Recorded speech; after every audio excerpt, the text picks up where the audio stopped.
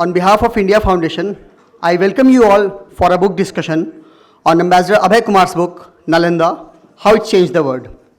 This event is being organized by India Foundation in collaboration with India Habitat Center. To discuss the book with the author, we have a set of eminent panelists. So, may I request Professor Sunaina Singh ji, Shri Rajiv Mehrotra ji, Shri Côme Carpentier ji, and Captain Alok Bansal, along with the author, to kindly come to the dais. I request Captain Alok Bansal, Director of the India Foundation, to kindly carry forward the proceedings. Over to you, sir. Welcome to this month's first program that India Foundation organizes with generous collaboration of India Habitat Center. Today, we'll be discussing a wonderful book which talks about the most famous university of India. Nalanda undoubtedly is the most famous university of ancient India. Takshila may have been much older, but when you talk of Indian knowledge system, I think everybody focuses on Nalanda. This book, written by Abhay Kumar, who's a seasoned diplomat, is phenomenally good, actually. You really don't need to know what Madhyamarg was or what Mimansa was, but it actually, for anyone who may not have any deep understanding of the thoughts that have been propounded or the teachings of Nalanda, can also understand. And very often when we say Nalanda, people actually just stop at Wensang and Yijing. This has a plethora of scholars who have actually come out of Nalanda. Not only Indians, which of course there is a huge list, but also foreign. So I would recommend anyone who actually wants to know something about Indian wisdom system to read this book. What is even more significant is that with today's event, we tried an experiment actually. Last month we were told there is a lot of fog, it's too cold, so we advanced the timing actually. From our usual 6 p.m. we advanced it to 4 p.m. But as luck would have it, yesterday onwards I think the weather has again changed. So please bear with us for this month. We will start at 4 p.m. our next program also, which is on 25th. But from March onwards, we'll again revert back to our usual 6 p.m. slot, courtesy India Habitat Center.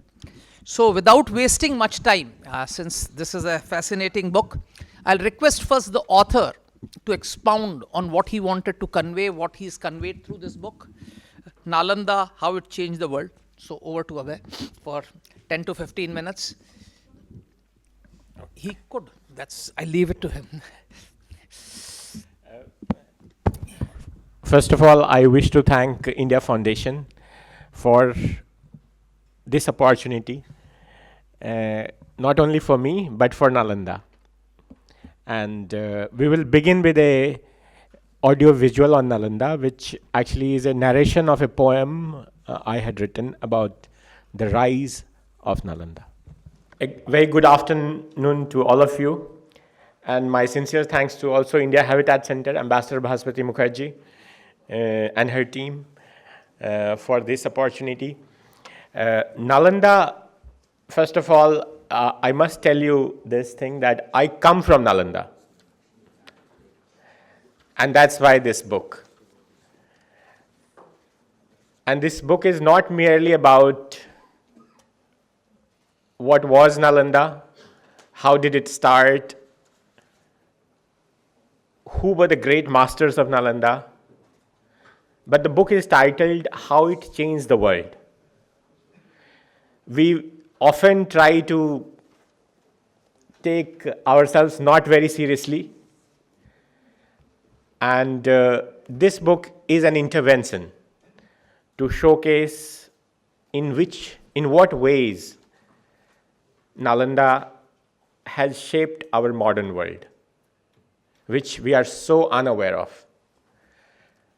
So when I was growing up in Nalanda, my mother is here, and my parents, they would often take me to the ruins of Nalanda, and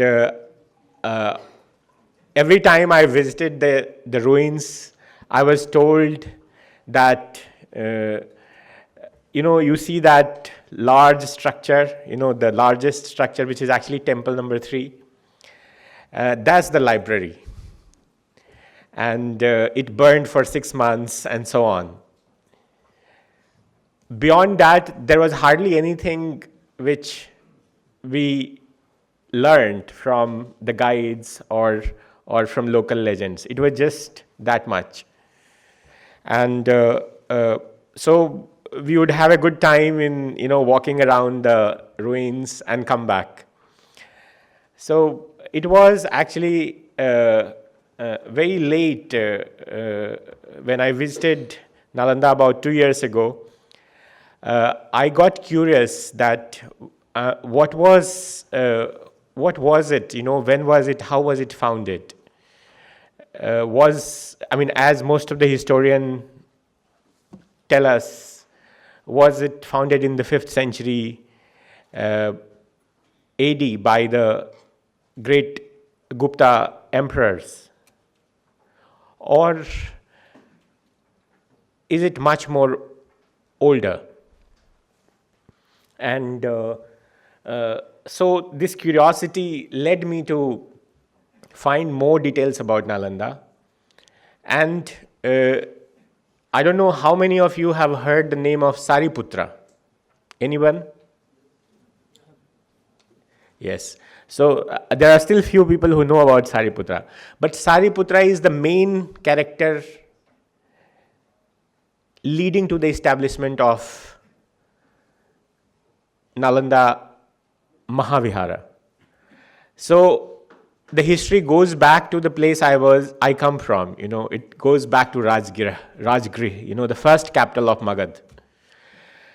So Buddha, when he got enlightened in Bodh Gaya and gave his first sermon at Sarnath, he came back to Rajgriha because Rajgriha was the political and economic center of that time of India. And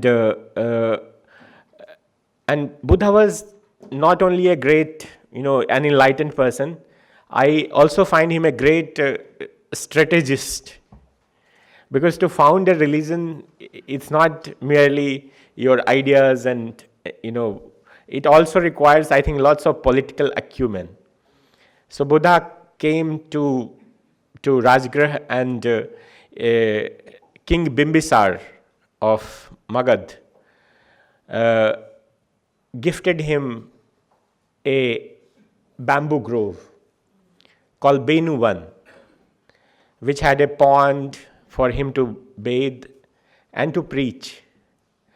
And it was at Benuvan that he met Sariputra, who was from Nalanda, with his friend called Mogdliana, who was his childhood friend. They were both childhood friends from Nalanda.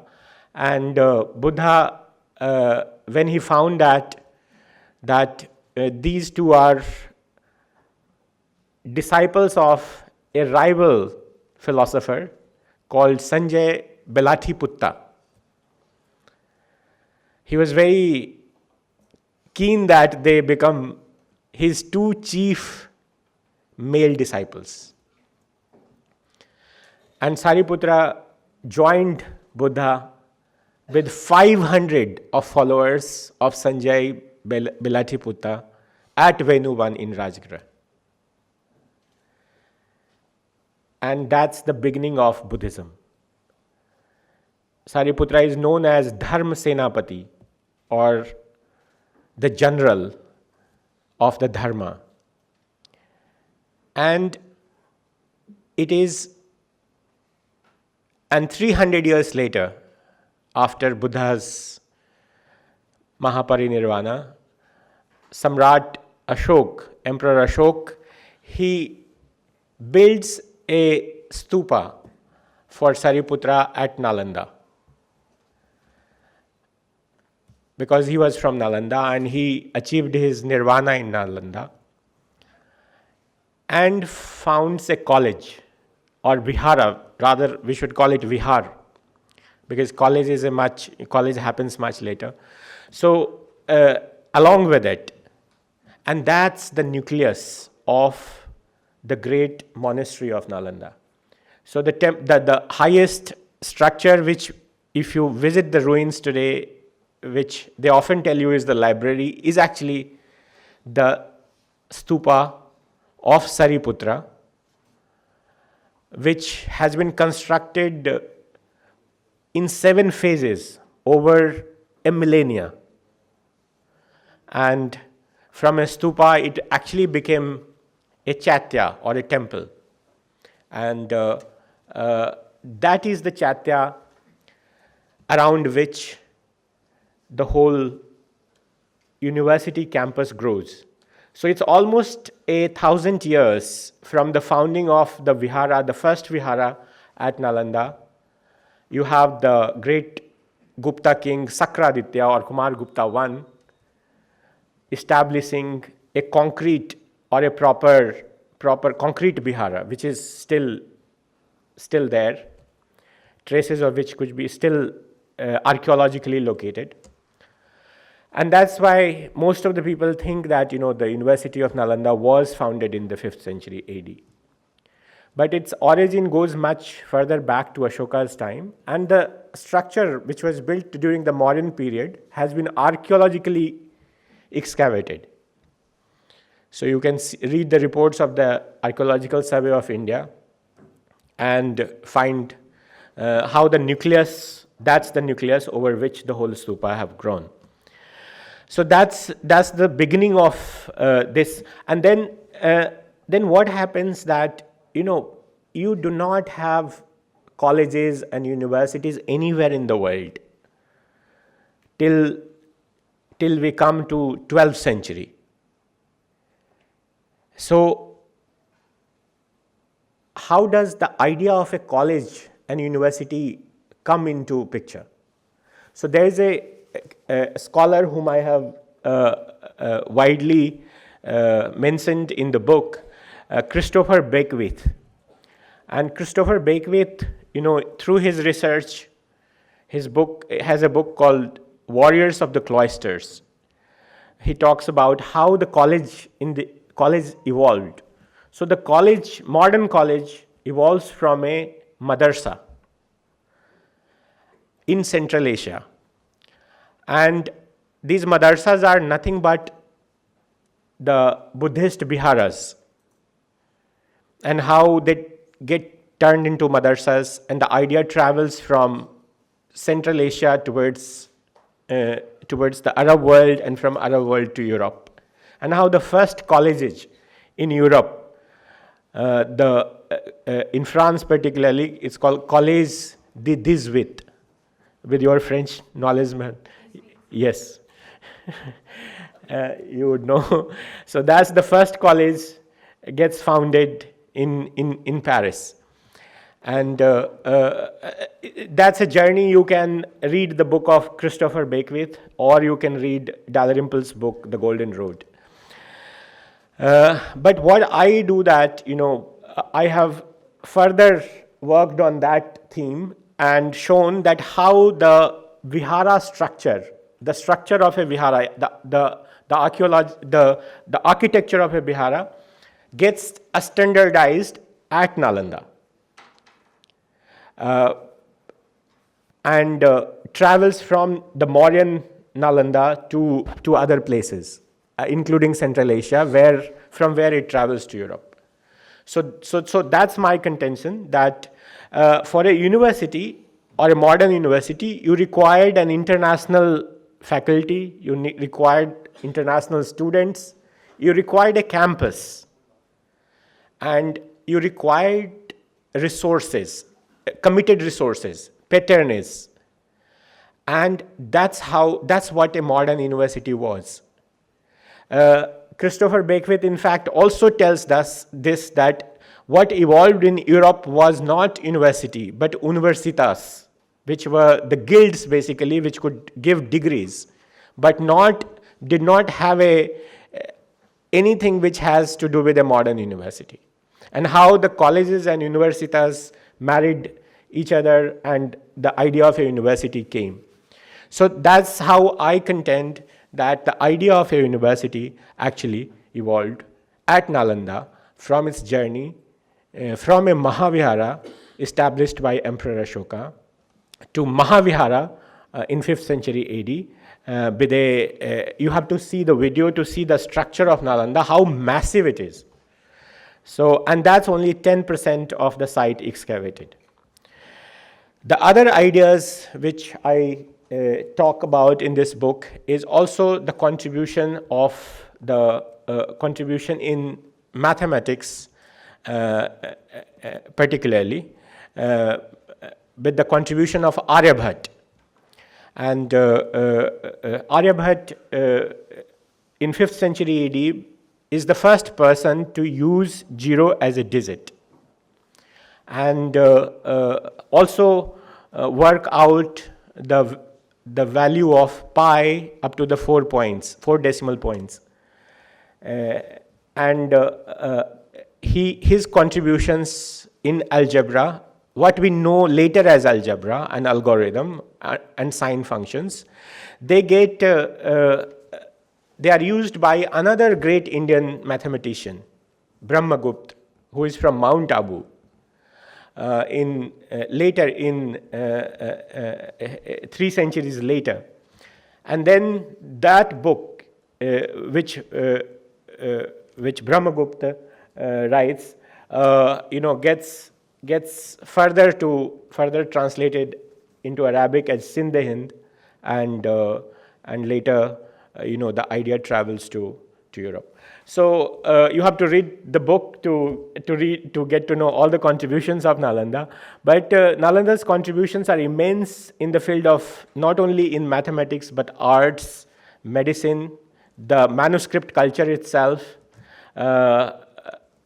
Particularly the Tibetan manuscript. I tell the story of a prince called Thonvi Sambhota, who comes from Tibet, studies at Nalanda, and carries invents actually the Tibetan script, which he uses the Gupta scripts which are followed at Nalanda. There are many more things in this book, but I leave that for the discussion. Thank you. Thank you. You'll just now see the clip which Abhay wanted you all to see. I think they're just playing the clip quickly.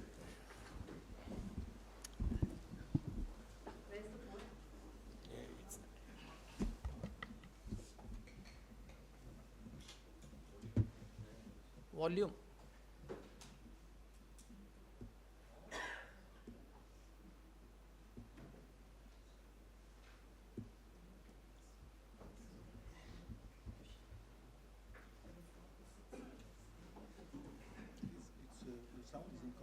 Yeah, it's not coming. To turn on the sound, it's off, turned off. Turn on the sound.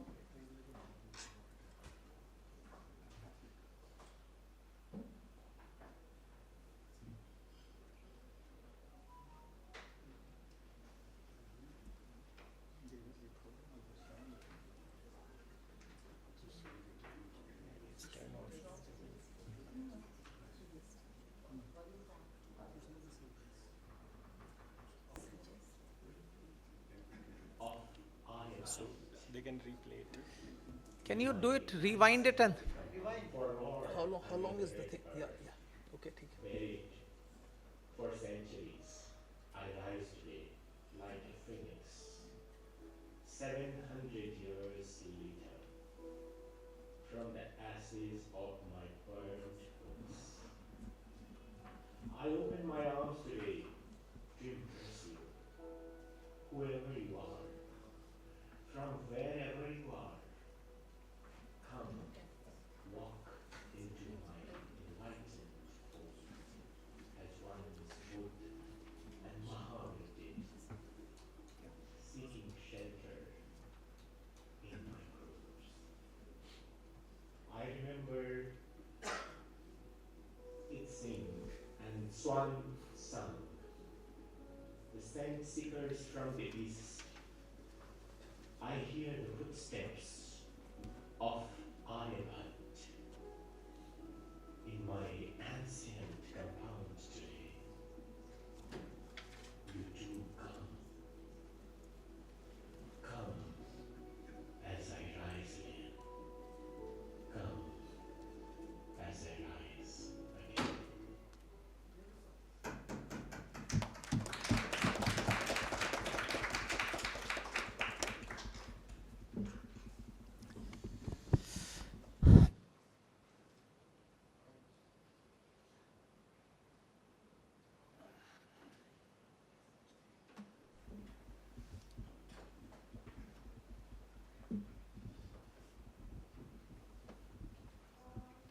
I'm sure the author as well as the clip must have incited a lot of curiosity in those attendees, and I think there is a stall outside for you to procure the book, and for today you'll have the pleasure of getting the author to autograph that.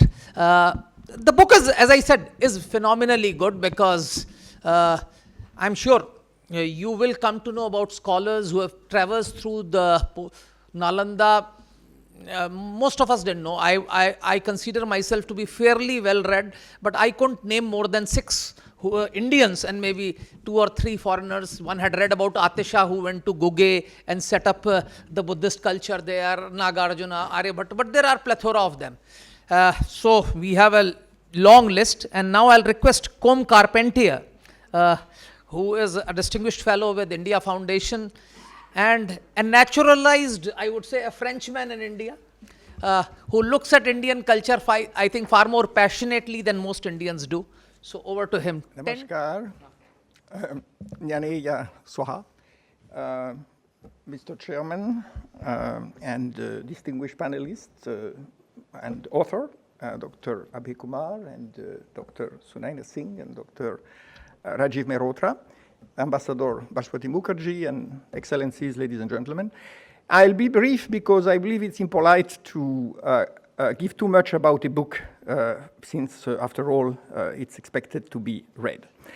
And therefore, I will go straight into one, of course, the fact that this book awoke a lot of memories in me from the time when I was studying Buddhist metaphysics in Sarnath and also at Mungod, where the Tibetans rebuilt the famous Ganden monastery.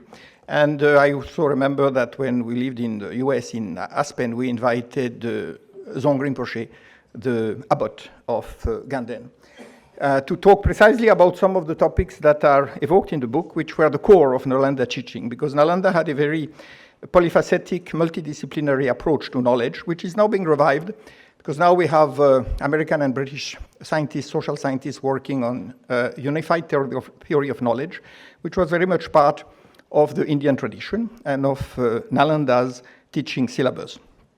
I would like to make perhaps 5 quick observations that the book inspired in me, because for everything else, of course, the book needs no further commentary. First, I would say it's a very, very well written and edited book. So in itself, it's a pleasure to read. It's very well illustrated and very systematically organized. So it can be read rather fast, but it has a treasure trove of knowledge conveyed in a very simple language.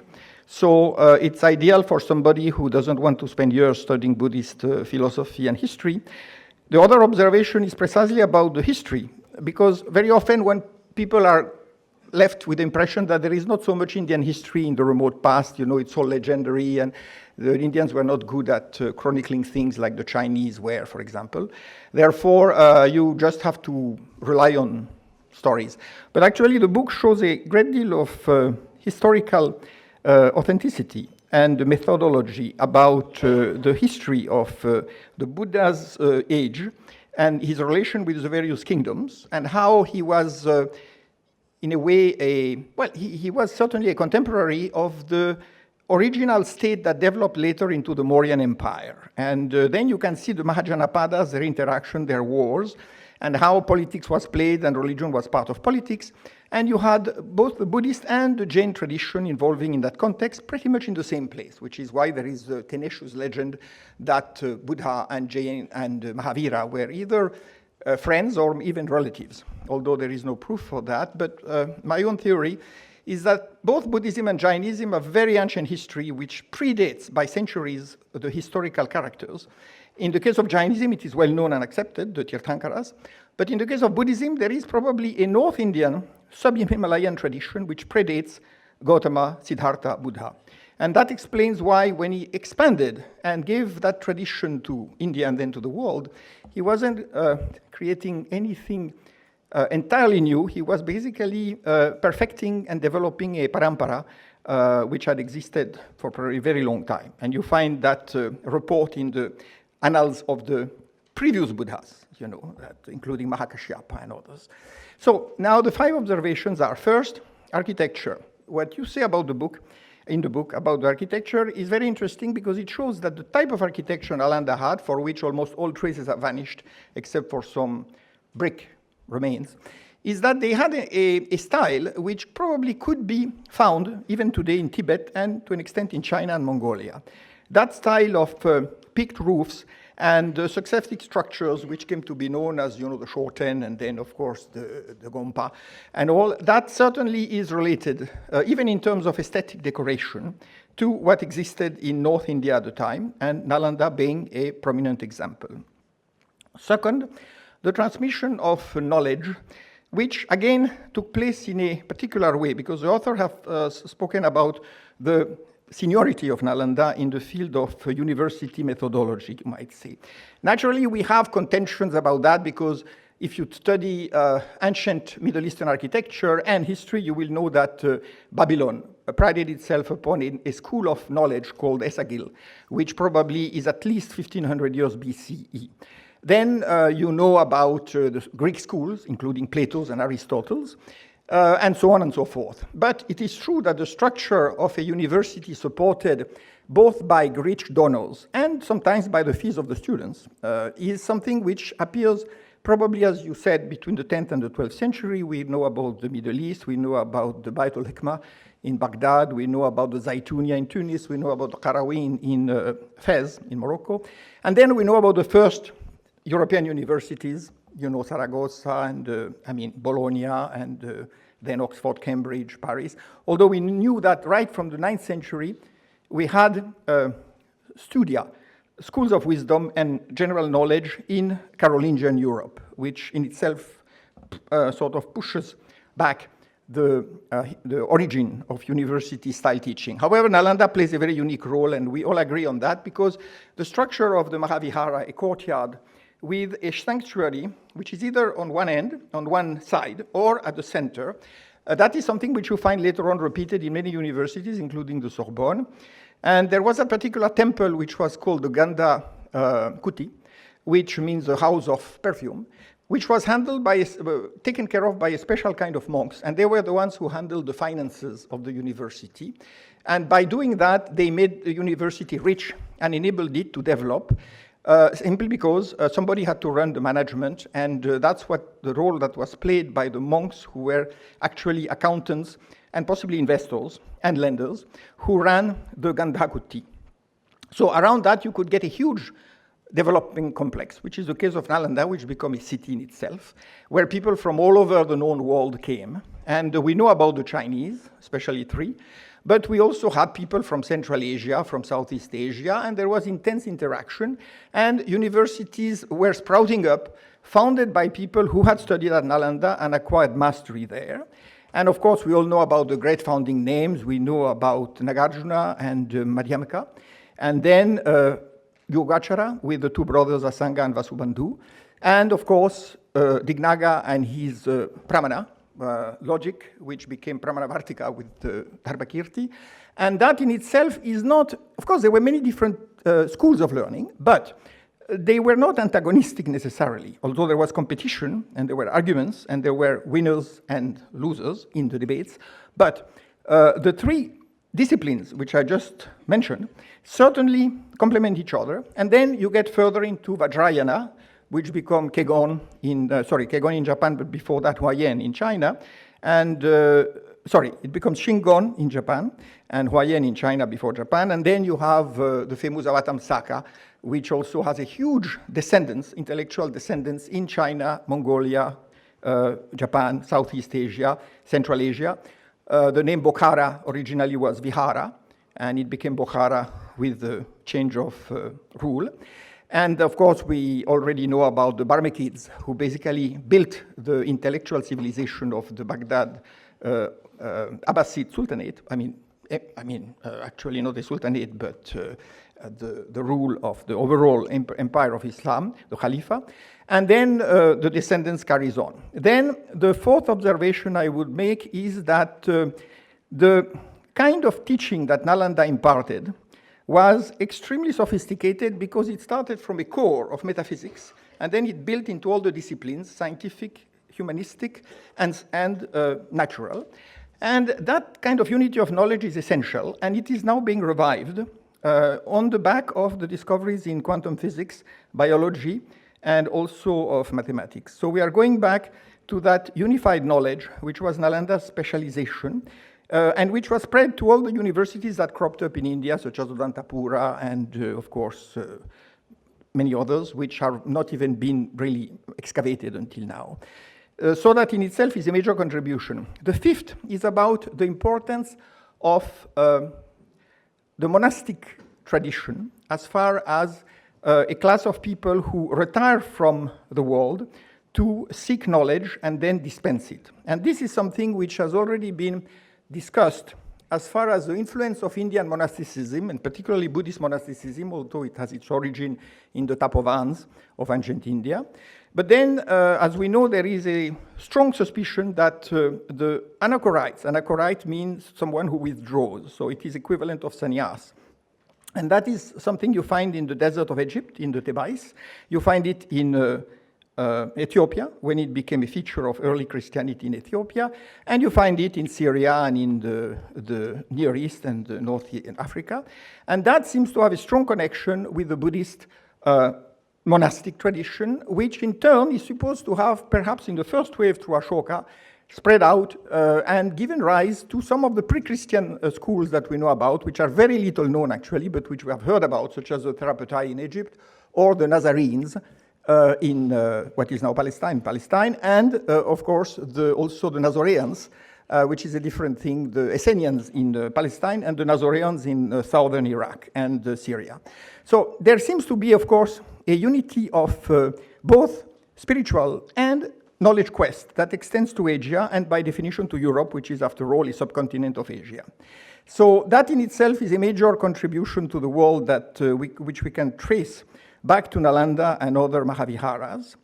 And I think that one of the things we should keep in mind is that, again, when you are looking at some of the concepts, the metaphysical concepts that have developed even in early Christianity, there is definitely a link with some of the Buddhist and Hindu doctrines. So I suspect we can see various waves of interpenetration here. The first one probably going back to an antiquity that we cannot even fathom. The second one in the reign of Ashoka, who sent all these missionaries. And the third one at the heyday of Nalanda, when so many scholars went not only back to the rest of India, Tibet and Mongolia, and remember Buddhism adapted very well to all the local religious and philosophical traditions. It adapted to Taoism in China, it adapted to shamanism in Mongolia, it adapted to Bon in Tibet, and it probably did the same in Iran and in the Near East, which is why you can see Buddhism as a philosophical family, as it were, a philosophical family of thought. And I'm always brought to that very fundamental quote from Dharmakirti that you mentioned in the book, which is, "Nothing in the universe was ever created." That's one of the most profound things that you can think about, because we have all been working in science on how to find creation. Where did it start? What does it consist of? Then if you eliminate the idea of creation and you realize that everything has existed forever, then you are solving a big problem which otherwise is probably unsolvable. And I leave you with that, because now we are going back to this in the most advanced physics, where you, for example, at the Perimeter Institute, or people like Arkani Hamed, they are telling you, and they are at the top of their field, they tell you that probably there is no time and space. It's just an intellectual filter on an intellectual screen. And if you break it out, which is what physics is trying to do, then you have something which is unborn, undying, and pervasive, and at the same time all in one place. So that is what we are being led to by post-quantum physics. And I think that's where the Buddhists started from, because originally, of course, you find that in the Vedas and in Vedanta. So I think this will be a summary of what the comments to this book arose for me. And we all remember the great people who went to Tibet and created the Tibetan Buddhist civilizations, such as Thiramati and Padmasambhava, and of course later Atisha. And there are so many others. You will discover their biographies in the book in a very attractive and simple way. Thank you. Thank you, Côme, I think, for those 5 points. And while Abhay may claim to be modern-day Sariputra, but the person who is actually responsible for resurrecting Nalanda to a very great extent is Professor Sunaina Singh, who as the Vice Chancellor of New Nalanda International University actually built an edifice that's commendable actually, which recreates the ancient aura of the Nalanda Vihar as well as meets the modern requirements. I'll now request Professor Sunaina Singh. She's actually come to participate in this event. She's supposed to go to Gaya immediately after this, but I'm really grateful that she's agreed to come here and speak to us. Distinguished guests, my fellow panelists, Rajiv Mehrotra ji, Côme Carpentier, the author Abhay Kumar ji, and the chair, Alok ji, scholars, guests, and the media. It gives me great pleasure to be here this evening to talk about Nalanda. I had the privilege of being there for nearly more than 5 years, maybe 6 years, and rebuild the entire, you saw the pictures when Rise of Nalanda was, the initial pictures were of the new Nalanda. So if you do get an opportunity, I would highly recommend that everybody visit this monument of knowledge legacy that India has created for the world, which continues to impact the world in different ways. And that's what Abhay Kumar ji is telling us, how it changed the world. I think it continues to change the world. It's not just the past, but the future, the impact that it would leave behind, you know, in the years to come, or impact that it would continue to make. I think that is going to be monumental. That's the legacy of Nalanda. A word about Abhay ji. His pen name is K. Abhay K, the poet, says that. He wears multiple hats. I first met him in 2022 when he visited the campus and came to my office at Nalanda. And I was very impressed with this career diplomat because his translation of Ritu Samhara by Kalidasa I had actually put in the world literature syllabus curriculum at Nalanda. You know, we created new courses keeping with the ancient Nalanda tradition. And I was very happy to meet him because he wears multiple hats, you know, a poet, painter, now an author, of course, and a translator. And I think there's much more to come from him. A star from Nalanda himself, his mother is here, so I would congratulate her. Aapko badhai.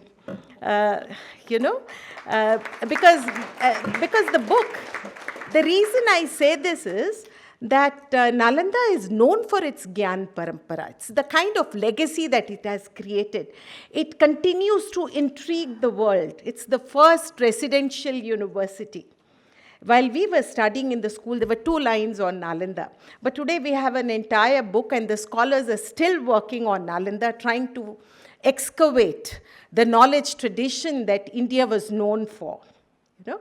So that's the legacy of, we're talking about that Nalanda. And, you know, come 20th century, after traversing for 8 centuries through its illustrious history of knowledge building, you know, Nalanda quietly sort of went into oblivion. 2 reasons. One, the patronage came to an end. Most people don't talk about it, but that's also a reality.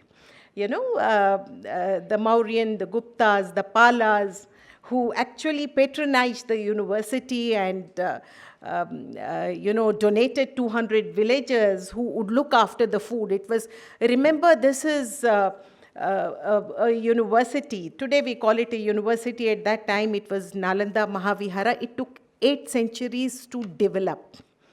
You know, so universities do take time. And towards the end, it was sort of, you know, getting into oblivion. And that's when we have Bhaktiar Khilji, who plundered. And not just this, but Odantapuri, Vikramshila, and Nalanda. Unfortunately, Bihar still has a railway station named after him and a village. My constant plea with the Chief Minister was, why do we have plunderers name, given to a village in Bihar. That's something that maybe the government needs to look at. We'll not get into the political realm, but look at the book and what it had to, or what it has to give us. One of the things that struck me immensely is the clarity, the lucidity of the book. I think this is a book that students of history and Buddhism would be very happy to pick up and draw a lot of source of knowledge from it. The scholars and researchers, I would compliment Abhay for that. The chapterization, a couple of things that I thought are very, very important.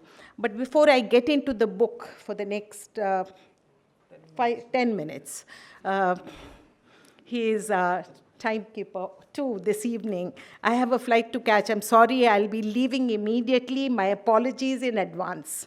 Now, Ramdhari Singh Dinkar, I cannot miss on mentioning this. He wrote a poem, a long poem on Bihar and how the downfall of Rajgriha and Nalanda. He said, "Yah Khandahar unka, jiska jag kabhi das tha. Yah Khandahar unka, jisse Bharat bhu ka itihas bana tha." This is the history of India, and history, I generally say, is political. But, the history of Nalanda was made, history of India was made by Nalanda. Somewhere we are losing it, and perhaps time for us to recapture and revive Nalanda. That's how, after 8 centuries, 2006, Abdul Kalam ji mentioned in Bihar Assembly that Nalanda must be revived because we have shared spiritual ethos. And 2007 in Philippines, the East Asian countries came together and expressed their desire. And 2010, I think the book has photographs of the new Nalanda saying 2010. No, by an act of parliament, it was, the university was established, sort of on paper, the act approved revival of Nalanda. It was only in 2020 thereafter that the university came up recently, which was inaugurated by Honorable Prime Minister last year, 24 end almost. Now we come to chapterization and we find that it tracks the possibility of how Nalanda can continue to impact the world. And the scholars, there's a mention of scholars, and then you have luminaries, and you have the foreign scholars. He gives a detailed account. So you have the scholars, 19 of them, who made a name in the world, right from Nagarjuna to Aryabhat, to Aryadev, to, various scholars, Dharmakirti, Shilbhadra, Padmasambhav, all these people contributed, about 19 of them. And then he gives a list of about 22 great scholars, luminaries, 29 luminaries, and about 30 foreign scholars who visited Nalanda during those 5 to 6 centuries.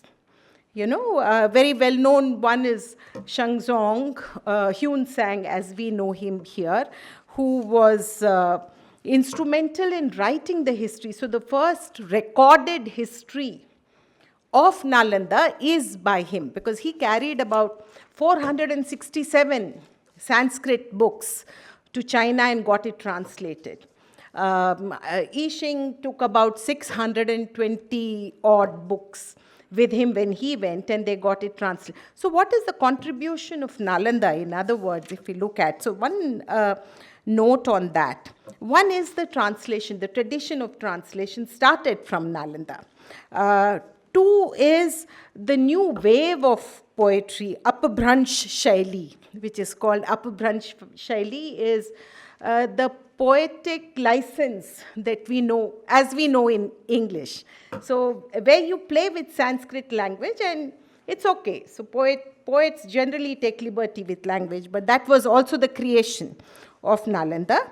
And of course, Sombhata, Thonbi Sombhata, the Tibetan scholar, he devised an amalgamated script of Devangiri and Kashmiri script. He combined the two and created it. So you do have manuscript writing, illustration, translation, preservation, copying. This is the contribution of Nalanda.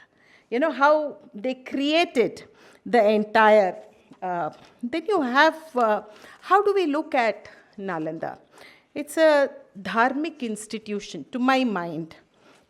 This is a dharmic institution, which it's an inter-civilizational dialogue that harmonized different disciplines, because you do have philosophies, you have Hindu scriptures, you had Vedas, you had Dharmashastras, you have Darshana, the 6 schools of Darshanas that were taught, and then of course it created Buddhist philosophy through the centuries, and then of course the arithmetic, mathematics, astronomy, logic. You have plethora of subjects that were taught, disciplines that were taught there. Because, and how was it taught? One word on that, the mechanism was that it was a experiential learning that was started by Nalanda. So you had, Pariyati, which is theory, learning theory, which most of the universities do now. Paripati is practice. Labs do that, not the social sciences. I think we need to do that. And then, of course, the Parivedana, which is experience. At Nalanda, it was an experiential learning. This was very, very crucial and very important. So, several theories on the name Nalanda, one is that Venuvan was gifted to Gautam Buddha, and he meditated there. So there was supposed to be a snake there named Nala. That's one. The other is Nalanda, which is the lotus. Lotus as a giver of knowledge, symbol of knowledge. And Na Alam Da in Sanskrit is no stopping of knowledge, unstoppable knowledge. Which happened for 8 centuries, and that's Nalanda. I think we continue to live with that tradition because India is known as Gyan Bhumi, if you please. Because this is where wisdom, insights, knowledge, everything amalgamated. And it came into being, and how I think our scholars have enriched the nation and the entire East Asia, parts of West Asia, the belt, China, Mongolia, Tibet, it went up to Greece, Turkey as well. So you have, a lot of countries which were impacted by this. Now today's last point, before Alokji shows me the watch again, last point is about the new Nalanda, of course. How do we see Nalanda in the future? We've just revived Nalanda, and I'm absolutely privileged, I thought. When I was given this chair, I thought that I need to ensure that it is rebuilt and revived. You cannot leave the place without giving a concrete shape to the knowledge tradition and to the infrastructure, the policies. So I worked on 3 fronts, and today what you have, Nalanda there, it's there thanks to Ministry of External Affairs, our ministers, our Honorable Prime Minister, the Chief Minister's cooperation. We have the lotus, as I said. Ancient Nalanda had this lotus ponds. That's how we created 100 acres of water body. So we have about 13 ponds that we created there. Unfortunately, lotuses are not there. I tried my best, but it doesn't seem to happen. So for some reason. But nevertheless, the new campus is again an image of the ancient Nalanda. And the courses also are extremely experiential. So the future is bright. Universities do take a long time to evolve. I always maintain that universities are expansive and they need to keep growing and evolving. So I hope the leadership there takes it upon themselves to focus on Nalanda as yet again a new knowledge center that will continue to impact the world. Thank you very much. Thank you, Sunaina ji. I think Nalanda, one of the greatest achievements of Nalanda was the debating which used to take place. There were debates between various thoughts which continued there. And I think the lotus will bloom when you start debating inside the new Nalanda International University. When debates start taking place, the lotuses will start bloom. But as I said before, I request the next discussant, as you know, Professor Sunaina has to go and catch a flight, and Indigo will not wait for anyone. So, if anyone has any particular question which relates to the new Nalanda University, the Nalanda International University, I'll just allow somebody to ask one question, or there are two questions, two hands I can see, the two ladies. You can quickly ask them to ask short, pointed questions, and you have, if you don't want to miss the flight, you'll have to leave by 5. So that's it. Yeah. Quickly. Yeah, just give it. Can I know, I'm in the Faculty of Education, Delhi University. Now we are very bothered because Bihar is one state which desecrates the relics of the Buddhist relics which are there. Bihar is a very well-known university of the past. Now we are very interested to know what is being done for education of the local people. They are totally illiterate about Buddhist knowledge or anything, and Nalanda is so famous world over. What are you doing anything for educating the local citizens Okay, of ma'am. Bihar? We've got the point. Let her also ask some question. She had something. Yeah. Yeah, you can just see. Take the mic. Yeah, quickly. Namaste, Professor Sunaina Singh. My name is Sankita Menon. I'm coming from National Institute of Advanced Studies in Bengaluru. I'm a philosopher by training. It's absolutely inspiring listening to your lecture, and particularly the ponds without the lotuses. But I think the lotuses can come, but what you need is a substratum. Whether Dharmagirtri and Shankaracharya debated on that, still substratum is very important. Well, it's not a question, maybe a common concern we should jointly discuss is the importance of bringing in contemporary knowledge systems, contemporary questions, and how do we revive a debating tradition, because debate is so important. So how do we revive a debating tradition which is healthy, inclusive, and also bringing in contemporaneous issues, such as, for example, AI is something very important, and it's very impactful in the context of knowledge production. Thank you very much, Professor Just Singh. 2 minutes to answer. Thank you. Am I audible? Yeah. See, Tark Shastra has been part of our ancient culture, and Nalanda was known for that. And the present, when we develop disciplines, it's very important that we have all courses need to have Tark Shastra built into it. And I think at Nalanda, we have made an attempt to do that. Much depends on the kind of faculty we have, If I look at, I'm an academician, so I know that, when it comes to the ground, we teach and leave, but discussions do not happen that often. But we do have Saturdays and Fridays completely for discussion. So things like that are happening and will continue to happen. AI and new sciences have to be amalgamated. It's an interdisciplinary university. We no longer can have disciplines in silos. So how we amalgamate, how do we make it multidisciplinary will depend on the kind of policies that have already been created, and it's happening. As far as, Buddhist knowledge, which seems to be completely away from Bihar, which was known as Vihara and education system. I think that's a political question. It's for the government to think about how the education system must evolve. Now with the NEP, maybe there would be a change. But I must tell you that Biharis are extremely passionate about learning. You will find the poorest of the poor sends their children to schools and colleges outside Bihar. Interestingly, that was your concern. So maybe in times to come, it will get better. We live in this hope, and let's see. Thank you. Yeah, local history will happen. The history schools and people are interested, they will learn. Yeah, I think, thank you, Sunaina. I think we'll thank you for taking time out. And I think the region that Nalanda influenced the most was Tibet.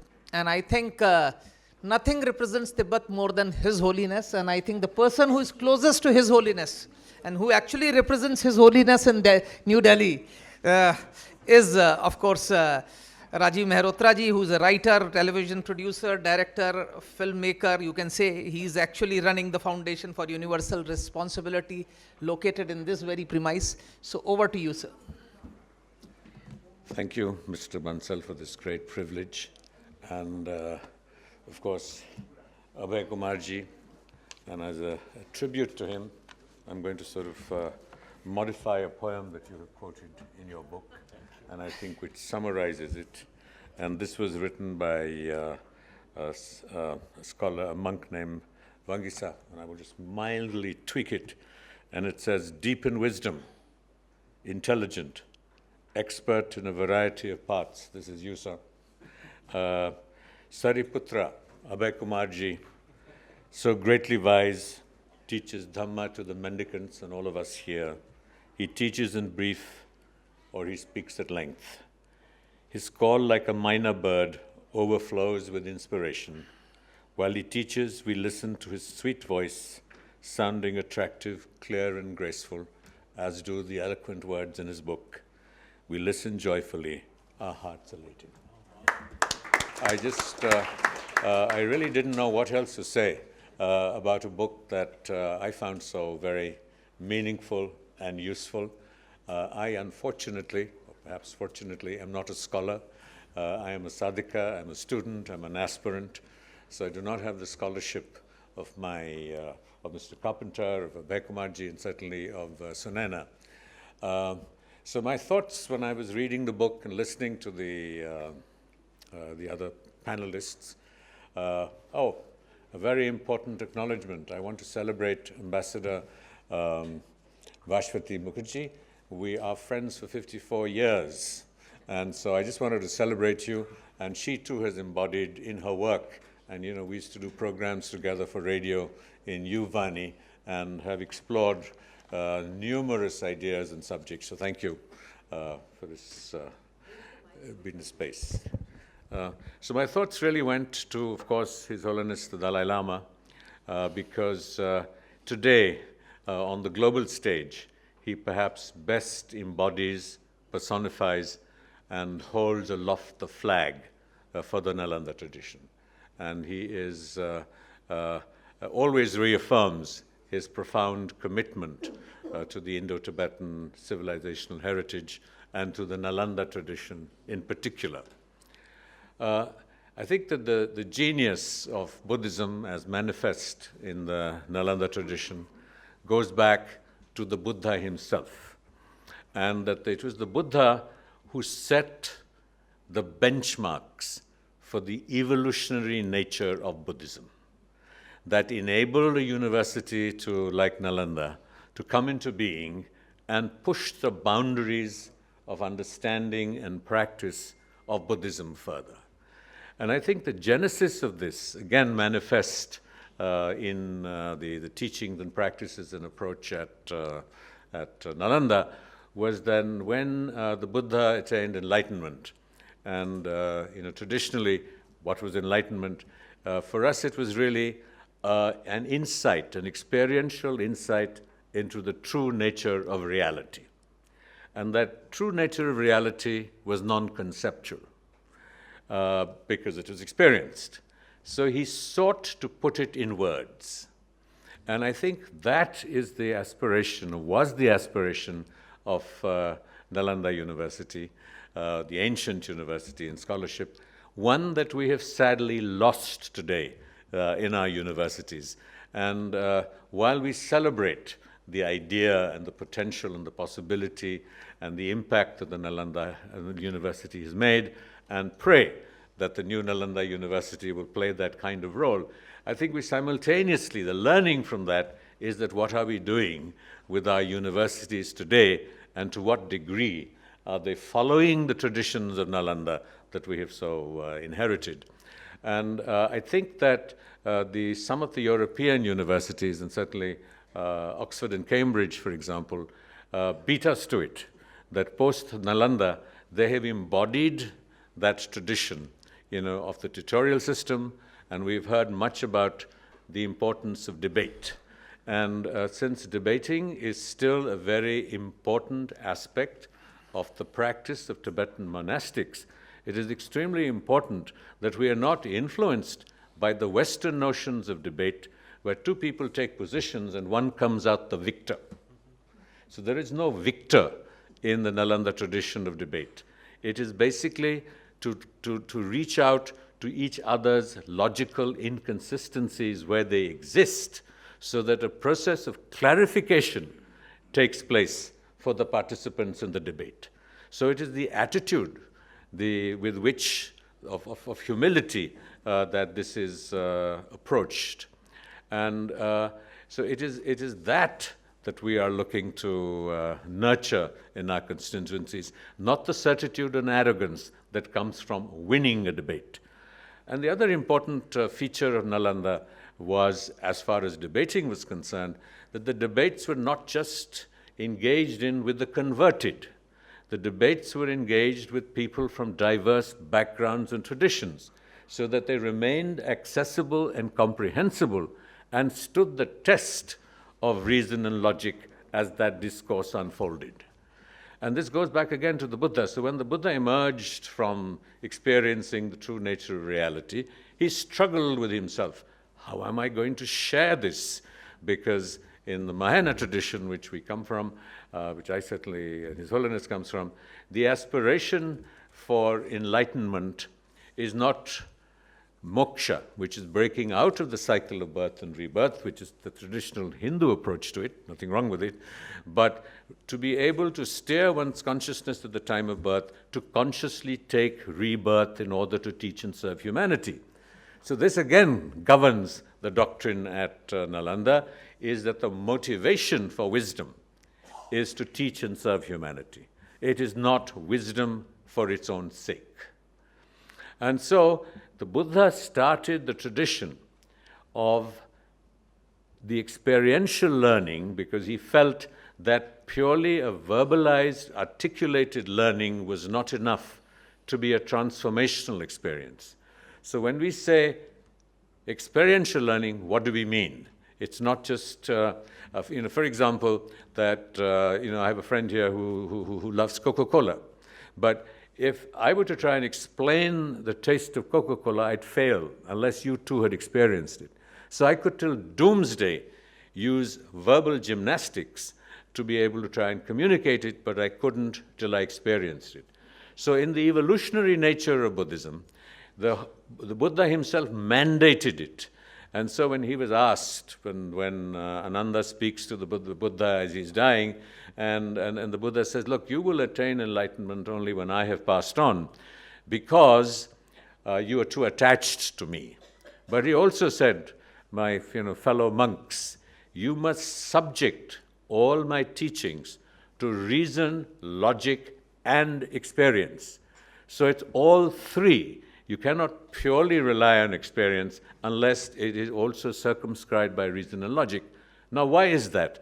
That is because when we confront challenges or a threat to us that may manifest in anger, we have to be able to understand it deeply so that our reflex response is limited. So it's not something that is preserved for the elites. And of course, as we know, and this is not the context to go into the debate between Adi Shankara and the Buddha and what really happened.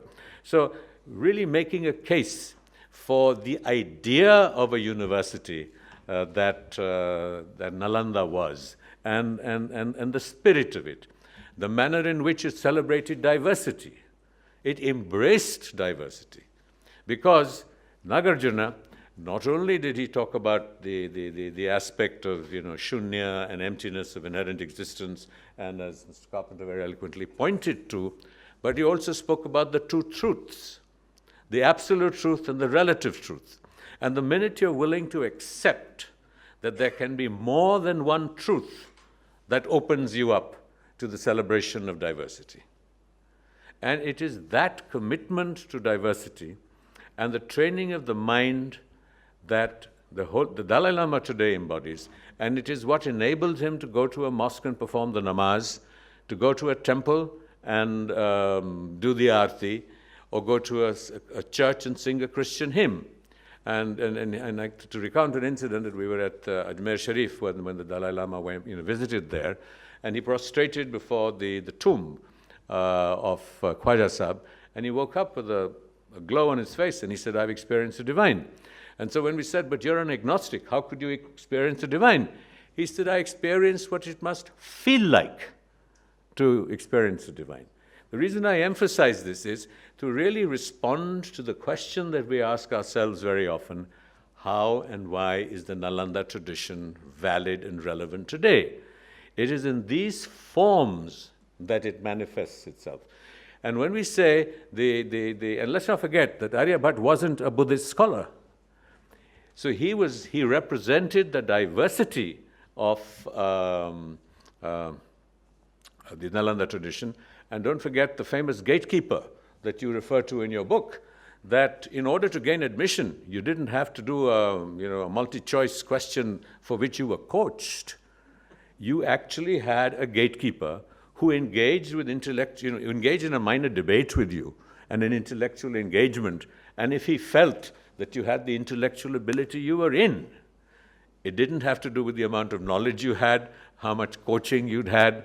So the very premise, the very structures were able to so powerfully embrace it. And so today we have, again, as Mr. Carpenter alluded to, is not just an engagement with science, but the Dalai Lama saying that if science is able to disprove some of our hypotheses, we will discard it. So it is not merely looking for the validation of ancient knowledge by scientific, and to say that 100 years ago we had achieved this, and so we hold on to that in our innate superiority. So the ability to embrace unfolding contemporary knowledge is an essential aspect of the Nalanda tradition, so that each practitioner there was open. Knowledge was not frozen in the textbooks or the teachings that had preceded them. And hence, I think the great attraction today of Buddhism and the Nalanda tradition is the evolutionary aspect. So today you have Buddhism without beliefs. You have secular Buddhism. You have so many varieties of Buddhist practices which have adapted to today's needs and imperatives. And just going back to the allusion to only 2 minutes, to the preservation of the Nalanda tradition in Tibet. We mustn't forget that a lot of early Buddhism, as Abhay Kumar books talks about, traveled on the backs of traders. So it was basically the scriptures, it was Buddhist knowledge. But what traveled to Tibet was the wisdom and the practice. It was the practitioners who traveled to Tibet. And so the Tibetan language expanded or reinvented itself to be able to assimilate that, and that has now returned to India with the Dalai Lama, and at institutions such as the Central Institute for Tibetan Studies is now being re-articulated, its verbal aspects. So I've got my signal that I've spoken too much. Brevity is the soul of wit. So thank you very much, ladies and gentlemen.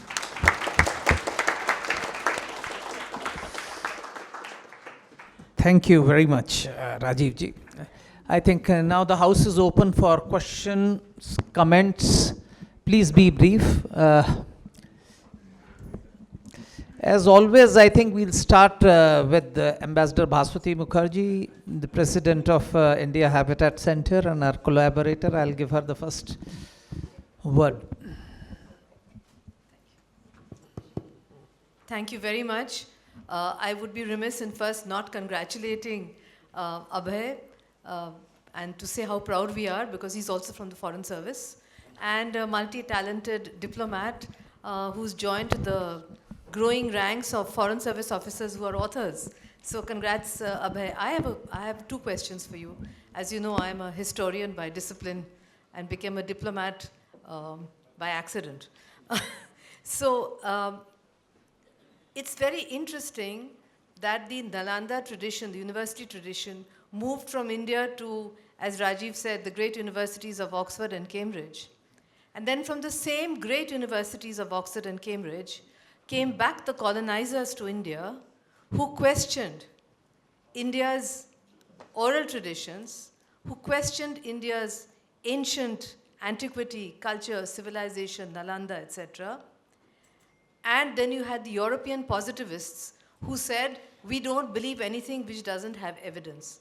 So I would say then that we sent out our knowledge and our colonizers learnt it and used it to destroy our self-confidence in ourselves as a nation, which only now, with studies like yours and what Rajiv is doing and others, Dr. Sunaina Singh, we are gradually rediscovering our past. So my question to you is, how long is it going to take for India to understand?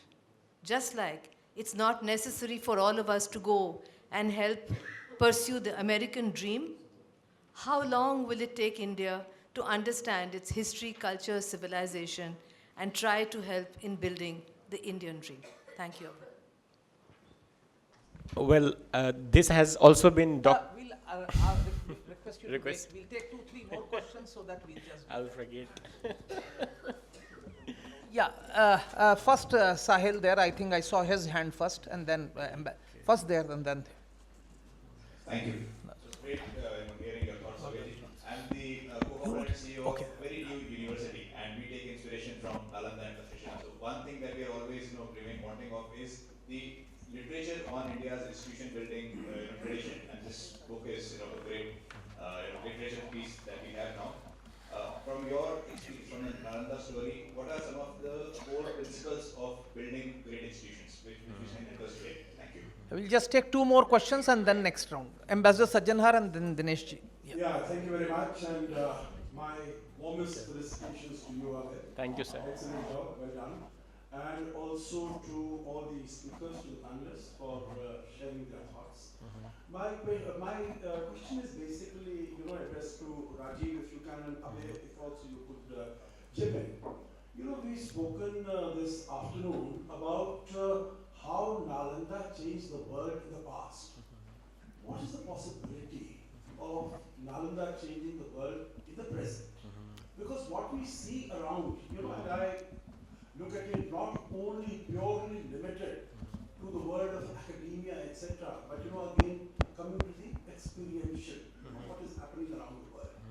You see, as far as the world is concerned, it is hugely polarized. In all these countries, major countries, big countries, you see there also it is very polarized. As far as Buddhism and the tradition of Nalanda is bringing things together and following the golden mean path, the middle of the road path. That doesn't seem to be anywhere in the vicinity. So both to you, Rajiv, and to Abhay, what is the possibility of Nalanda or Buddhism, when we talk about it, of bringing it together and showing this way that this is the way to go forward? Dinesh. Thank you very much. I'll be very brief. Congratulations to Abhay and the mother, because the sanskar comes from the parents. Thank you for sharing the knowledge that we talked about. Reasons, logic, and experience. And I think that's what our spirituality is all about. And that's what our spirituality is actually science. And that's what we talked about. Religion divides, spirituality unites. My question is, when we talk about Nalanda, the closest we come in the modern era is the region I come from, Shantiniketan. Why is it not possible to create more such Nalandas? Thank you. Okay, we'll now request all the panelists to respond, and then we take next round of questions. We'll start from Rajiv ji, and I'll give Abhay the last word. So starting from you. Well, it's an extremely challenging question as to why the planet is in the predicament it is.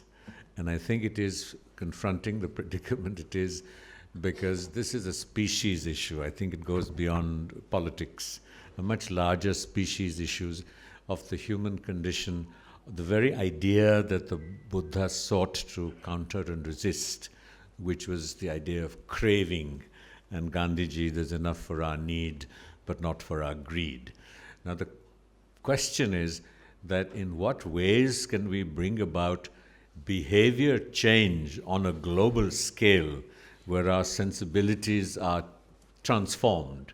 What none of us spoke about, and I stand guilty of that in a sense, is that the whole idea of the Mahayana tradition, which the Dalai Lama embodies and which came, from Nagarjuna onwards, was the idea of compassion. And the Nalanda tradition offers the most sophisticated mind training techniques to change our sensibilities so that we are more compassionate, that the otherness of the other diminishes. And the pillar on which that is built, the practice, is the recognition of impermanence, that nothing is permanent, that everything changes, and so on and so forth. So if we recognize impermanence, if we recognize change, and we recognize interdependence experientially, which was the philosophical aspiration of the Nalanda tradition, that was the end product that this whole exercise of intellect, of method and wisdom was aspiring to. Now what happened, I think, is that when it traveled to Oxford and Cambridge, the techniques were similar, but I think this intention, and intention incidentally, I'm just going to take 2 minutes, because it's a very key element to the discourse, because I think, is the idea that, for example, in the Hindu tradition, as in Buddhist tradition, we talk about karma. So Gandhiji said, the means are as important as the ends. But the Buddha said, no, it is the motivation with which you act that is crucial in determining the impact on your consciousness that creates the karma that will unfold. So I think that element of the value system that circumscribed the Nalanda tradition was lost in the West. And when we re-imported it, we have lost that value tradition. And it no longer subscribes either our education or our everyday lives. I'll just ask Côme to comment in case he wishes to comment. Well, it wasn't really addressed to me, but briefly, I think that all the questions circled around the issue of how to somehow revive a certain knowledge tradition and at the same time change humanity in that way. And I think clearly we go through stages throughout history, and this is a stage where, again, tremendous change is taking place. And clearly this change will bring a lot of new things, including new teachers, new institutions, new forms of learning, and which we are already seeing in some of the technologies that are developing and those that will come out very soon.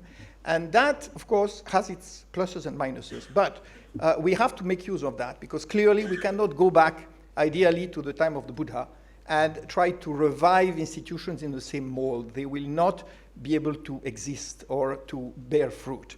So let us just learn from the current gnomic state, the state of knowledge and capability, and see how we can adjust to that. We are talking a lot about how to bring ethics into artificial intelligence, etc., and how to bring creativity into quantum computing. So this is what we have to do, whether or not we trust it. We have to do our best. And beyond that, historically speaking, there is no question that every knowledge tradition has only touched a relatively small number of people. Everybody else went along because of the imitative nature of human beings, species issue, and most people didn't understand a thing about the higher truth. They just went on because it had become the fashion, so they went through the motions. That's the state of humanity, and I'm not sure we are ready to exit that. Thank you. I'll just add, read the last 2 paras of the book, from the chapter, Many Nalanda's Global Footprint. As our planet faces triple threats of climate change, biodiversity loss, and environmental pollution, humanity needs to make peace both with its inner self as well as with the fellow species, rivers and lakes, oceans, and all the entities that support life on our beautiful planet. Nalanda's timeless tradition of imparting knowledge, wisdom, and kindness can guide humanity toward overcoming hatred, anger, frustration, and greed, while fostering inner and outer peace. The establishment of institutions named after Nalanda, inspired by the original Nalanda Mahavihara across the globe, gives me hope that humanity would someday learn to settle all its disputes through the great Nalanda tradition of debate and discussion, and abhor violence and war forever. In this direction, Nalanda's continuity and resurgence within India and abroad is a source of great hope. But I would like to answer her question. So it was not only the Nalanda's, the foundations, the universities which were founded on Nalanda's experience, but also the West, till 12th century actually, the West was using the Roman numbers. And it was zero actually, the use of zero and the Indian numbers, which revolutionized the accounting in Europe through great, which reached Europe through great Fibonacci, and ultimately led to European Renaissance, and which came back to us as colonialism. So, but what happened to Nalanda? Look at Nalanda. I am from Nalanda, but I have no idea, before I was researching the book, I had no idea who was Dharmakirti or who was Silabhadra. So we have forgotten our own great masters. There is not a single monument or a place named after these great masters of Nalanda. So this is an important intervention. How long will it take? It will take as long as we are ready to learn about our own past. And today, thanks to also, we should also thank William Dalrymple for writing that book, which gives us a great insight into ancient India. So I think these efforts, the understanding of the self, the understanding of our own past will give us all the strength. What happened in Nalanda was historical amnesia. We forgot Nalanda completely. How did Nalanda come back to us? It came back to us through Xuanzang, the Chinese traveler, when he was translated into French and translated into English. So that's what happened. So this is something which is, and your question, the great institutions, So Nalanda, great institutions are not built by buildings, or air-conditioned rooms. Great institutions are built with principles.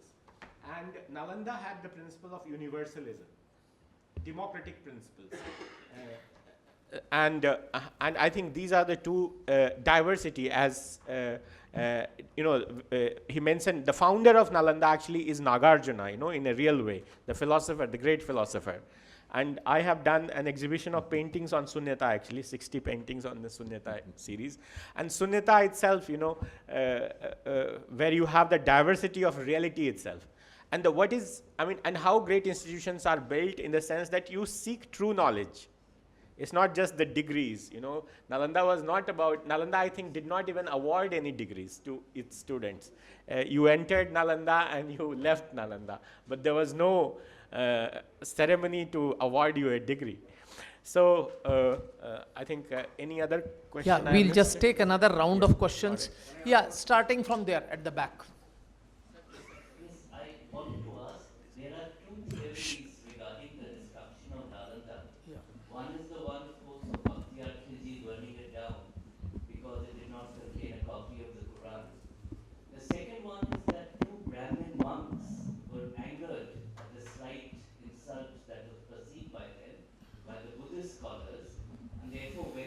severe penances to obtain a mantra to actually burn down the university.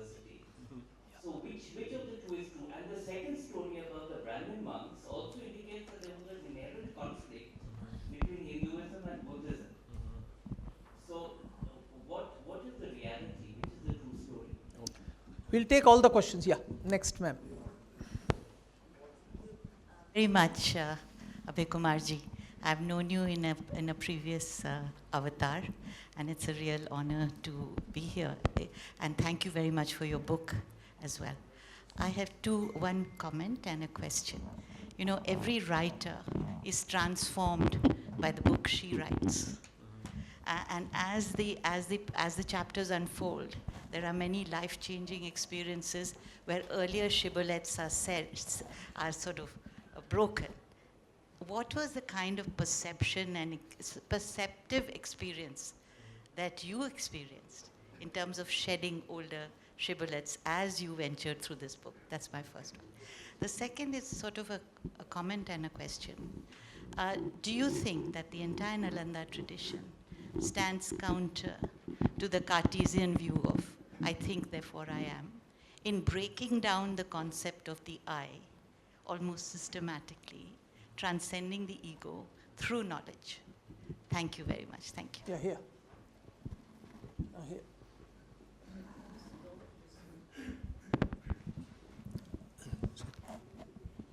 So thank you very much. I'm Sanjeev Kumar. I'm here out of my interest in the subject. One question came to my mind with my little understanding that since, though I'm deviating a little from the subject, main topic, since Buddhism and Jainism were so-called contemporary religions, and till they came into existence or to be recognized, prior to that it was said to be the Dark Age. Though we had the rich cultural tradition of Indus Valley heritage, and of course after that we went all the way up to Nalanda. So could you just elaborate, why was it so called Dark Age at that time? Yeah, please try and be brief, all the people. Yeah, just 1 second, then I'll give it. I came here only because I'm going to go there a few days. What I've learned today is very interesting. I work in the area of creating value and destroying value. And everything that has been talked about, experience, reason, and logic creates value. Absolute truth creates value, relative truth destroys value. Diversity creates value, and everything is impermanent. And I think about Trump and it's destroying value through the opposite of what you guys are talking about. Yeah, last question, and thereafter all those who have to ask questions, you can ask during tea break. Okay, I'll give you also one chance. Yeah, just after him, just do let. Please be brief. Yeah, yeah, yeah. Was being burned by Bhatyar Khilji, there was exodus by the students, and the students carried some books in their hand which were actually written on the bamboo scripts. And I have heard that there is a book available in some museum of America. And second is the lingua franca used at that time for the students, because Yun Sang also joined the university for some time. Yeah. Yeah, the last question thereafter, I know there are a lot of other questions. So during tea break after this, you can interact with the author and ask him. Yeah. Sir, we are already in the chapter Decline well of past Nalanda, the time, and the chairman has B.R. already Ambedkar has been quoted, and there the distinction has been made between the fall of Nalanda and the decline of Nalanda. And so, continuing with the tradition of recursive argument, my question is why the reasons are not obvious for the decline of Nalanda and the reasons are obvious for the fall of Nalanda? Okay. Starting from Rajiv ji, again the same pattern we'll follow. Yeah, if you have to comment. You need not comment anything. If you just have anything to say, then you can just... Well, I'll just comment on the two issues that I'm somewhat familiar with, and that was the question of the I. And the elimination of ego is the aspiration of virtually every religious tradition in some form or manner, whether it is surrendering the I to the divine. Buddhism argues that even in very practical terms, it is the I, the sense of I, me, mine, that leads to suffering. And the more we can soften the I, the less we suffer. And the basis of softening the I is basically twofold. The reason and logic aspect is that if you try and find the I, you can't find it. And the second dimension is the practice of altruism, that the more you think of other people and help and support them, the less you will be conscious of the I. Of course, I mean, if we start going into the Madhyamika and you go into Nagarjuna, that there is no independently existing I, it depends on causes and conditions, that will innately, that recognition will soften the sense of the I. So the I, as the Dalai Lama would say, is the troublemaker. The other thing that I just wanted to respond to, the question about absolute truth. I think that much of the discourse in Buddhism deals with this idea, is there an absolute definitive truth? At one level there is, but Nagarjuna also came up with the idea of the two truths. The absolute truth, which is difficult for most people to grasp and internalize, and the relative truth, which is the functional truth with which we all have to live. So if I may say that there is shunya and nothing exists, nihilism, which is really not true, what it's really saying is that nothing exists independent of causes and conditions. So we can talk about the doomsday, but if I get up from this chair too quickly and my thigh hits the table, the reality of the table is is the truth for me and my experience. So unless you sort of go into the higher realms of philosophy and practice, I think most of us function at the level of the relative truth. Two brief things. One about Nalanda's destruction. I think that there were economic factors at play, the fact that whatever was left was burned, but it's very questionable whether there was anything really thriving at that time, because clearly the university has lost its luster for a number of reasons, and the economic, the sources of, it requires a lot of funds to keep an institution of that size functioning, and clearly the funds were no longer available.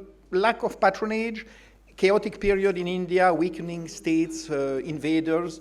So all that had broken down the traditional system. And we see that happening in many parts of the world all the time. So it happened here, it happened in many other parts. As far as the ego, yes, the ego, now it's interesting to know that a part of physics linked to biology is really, and psychology, is really coming to the conclusion that we are not individual beings. It's not, we are a sort of a screen. There is a screen in front of us, and there is a higher consciousness which looks into that screen and perceives the world, and we are the actor that this consciousness creates. So we are our actors in a play in which we are only virtual. And this looks like pure metaphysics, but it actually now is justified even in terms of biology, psychology, and physics. And the reason that this changes everything is then when you think that person, when we say we are a person originally meant a mask. So we are actually mask worn by pure consciousness. And of course, the consciousness by wearing a mask takes a role, and the role becomes separate from the rest outwardly. And that's how we create, we see conflict, and we see ignorance, confusion, and very often tragedy.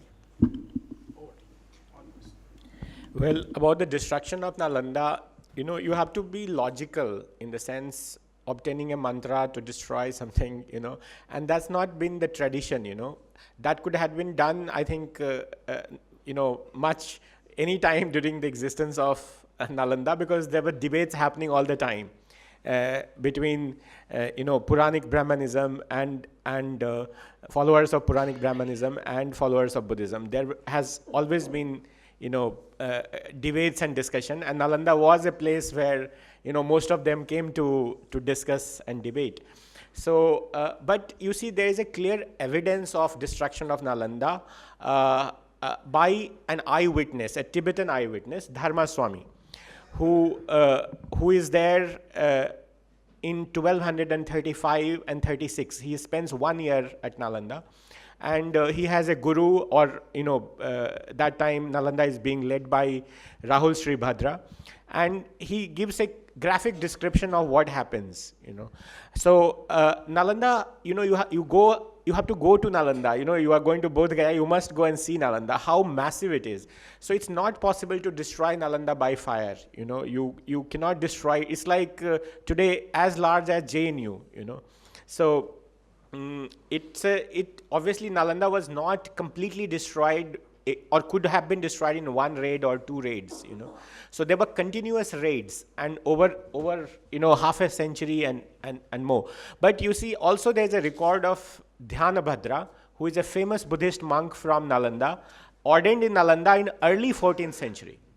And his remains are in South Korea. He is a famous Buddhist monk in South Korea. So Nalanda was functional. It was being patronized by the Pithapatis of Bodh Gaya. And it was functional much after the raids of Bakhtiyar Khalji.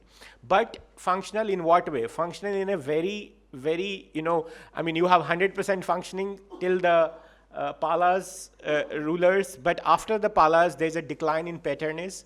There is also rise of, Brahmanical, Puranic Brahmanical followers, and you have the patronage or the donations being shifted from Buddhism.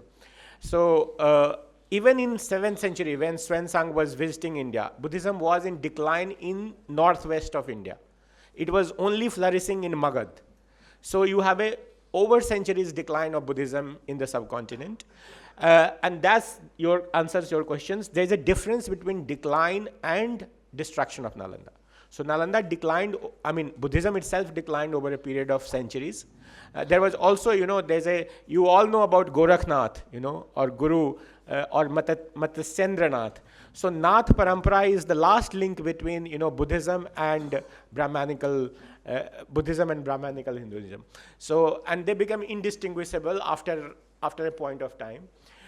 You have, Tibetan Buddhism owes its origin in Nalanda, and that's Vajrayana.